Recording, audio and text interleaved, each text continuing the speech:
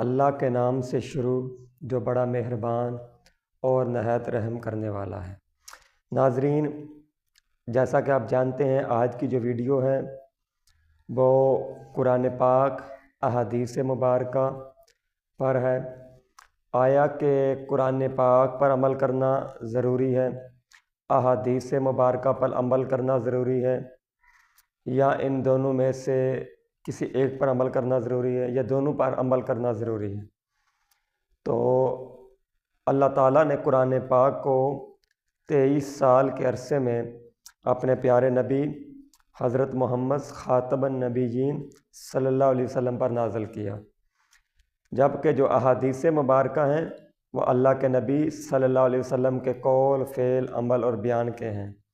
یعنی آپ صلی اللہ علیہ وسلم نے جو ارشادات فرمائے، جو باتیں کیں، جو قولی باتیں، جو قولی فعل، جو عملی ہیں، تو سارا کچھ احادیث مبارکہ ہیں۔ قرآن پاک جو ہے وہ اعلان نبوت کے 40ویں سال جب نبی پاک صلی اللہ علیہ وسلم نے اعلان نبوت فرمایا تو اس وقت اللہ تعالیٰ نے سورۃ العلق کی پہلی 5 آیات جبرائیل کے ذریعے وحی جلی بنا کر اللہ کے نبی صلی اللہ علیہ وسلم پر نازل کیں۔ اس حوالے سے بھی مختلف روایات ملتی ہیں۔ کچھ کہتے ہیں جی آپ صلی اللہ علیہ وسلم غار حرا میں تھے، آپ صلی اللہ علیہ وسلم پر جب جبرائیل آئے تو انہوں نے کہا جی پڑھیے، اقرا پڑھیے، تو آپ صلی اللہ علیہ وسلم نے کہا جی میں پڑھا ہوا نہیں ہوں، امی میں نے لیا۔ مطلب اس حوالے سے ہم نہیں چلتے، لیکن یہ بات سراسر جھوٹ ہے کہ آپ صلی اللہ علیہ وسلم پر کوئی تردد ہوا، آپ صلی اللہ علیہ وسلم پر کوئی پریشانی کے آثار آئے، آپ صلی اللہ علیہ وسلم نے زنبیلونی کہا کہ مجھے ٹھنڈ لگ رہی ہے، مجھے سردی کچھ نہیں، کوئی تردد نہیں ہوا، کچھ بھی نہیں ہوا، آپ صلی اللہ علیہ وسلم کو ذرا بھی پریشانی نہیں ہوئی۔ یہ راویوں نے اپنی طرف سے من گھڑت باتیں بیان کی ہیں، اس کی کوئی سند یا حقیقت نہیں۔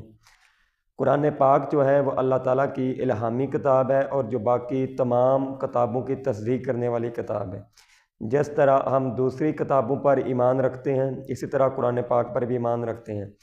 اب قرآن پاک میں تمام نبیوں کا ذکر نہیں ہے، قرآن پاک میں 1,24,000 کم و بیش انبیاء کرام کا ذکر نہیں ہے جو اللہ تعالیٰ نے مبعوث فرمائے۔ ایک قوم کے لیے ایک بھی ہوتا، ایک قوم کے لیے کئی نبی آئے، یک کے بعد دیگرے، ایک وقت میں کئی نبی اللہ تعالیٰ نے اس دنیا میں بھیجے۔ اب بات کرتے ہیں جی احادیث کے حوالے سے۔ قرآن پاک اور احادیث میں جو باتیں قرآن میں ہیں وہ احادیث میں نہیں ہیں، اور جو احادیث میں ہیں وہ قرآن میں نہیں ہے۔ لیکن ایک بات قول محمدن قول الی یوم القیامہ، کہ آپ صلی اللہ علیہ وسلم کا جو قول ہے الی یوم القیامہ تک ہے، اور جس چیز کو آپ صلی اللہ علیہ وسلم حلال کر دیں قیامت تک کے لیے وہ حلال ہے، اور جس چیز کو آپ صلی اللہ علیہ وسلم قیامت تک کے لیے حرام کر دے وہ حرام ہے۔ جس طرح قرآن اللہ تعالیٰ کی احادیث ہے وہ، اور یہ وحی جلی ہے، اور یہ خفی اور مخفی ہے جو احادیث ہیں۔ اللہ تعالیٰ نے پہلے قرآن پاک نازل فرمانا شروع کیا، اور اسی کے ساتھ ہی اللہ کے نبی صلی اللہ علیہ وسلم اپنے بیانات فرماتے تو آپ صلی اللہ علیہ وسلم نے صحابہ کرام کو منع کر دیا۔ مختلف کاتبین وحی کے نام ملتے ہیں، سعید بن خالد کا نام ملتا ہے، خالد بن سعید کا، حضرت زید بن ثابت کا، حضرت امیر معاویہ کا، حضرت عثمان بن عفان کا، حضرت ابوبکر صدیق کا، حضرت عمر کا، حضرت مولا علی کا، حضرت ابی بن کعب کا، مختلف صحابہ کرام کے نام ملتے ہیں جو کاتبین وحی تھے۔ اب بات کرتے ہیں جی احادیث کے حوالے سے، تو احادیث کی 6 کتابیں جو متفقہ علیہ کتابیں ہیں، جو نہ صرف پاکستان میں بلکہ پوری دنیا میں، امریکہ، جاپان، یورپ، دوسرے بھی کنٹریز، افریقی ممالک جو ہیں، روسی ممالک جتنے بھی ہیں، وہاں پہ یہ کتابیں بڑے ادب کے ساتھ پڑھائی جاتی ہیں اور سمجھائی جاتی ہیں، اور متفق علیہ ہیں، کسی ایک کو بھی ان پر کوئی ڈاؤٹ نہیں ہے۔ وہ احادیث کی 6 کتابیں صحاح ستہ کی ہیں۔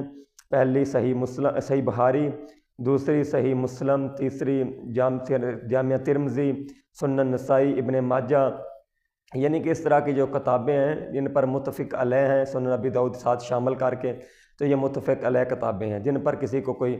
اس کے علاوہ جو کتابیں ہیں وہ بھی کتابیں احادیث کی ہیں۔ موطا امام مالک کی ہے، امام جلال الدین سیوطی کی بھی ایک کتاب ہے سنن ابن کبریٰ، یعنی کہ مختلف کتابیں ہیں۔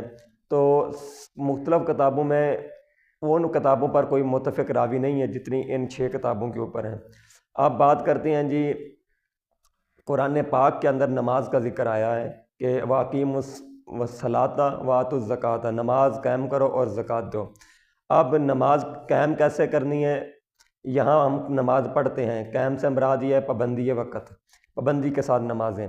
اب قرآن نے یہ تو نہیں کہا کہ فجر کی کتنی رکعتیں ہیں، ظہر کی کتنی ہیں، عصر کی کتنی ہیں، مغرب کی کتنی ہیں اور عشاء کی کتنی ہیں۔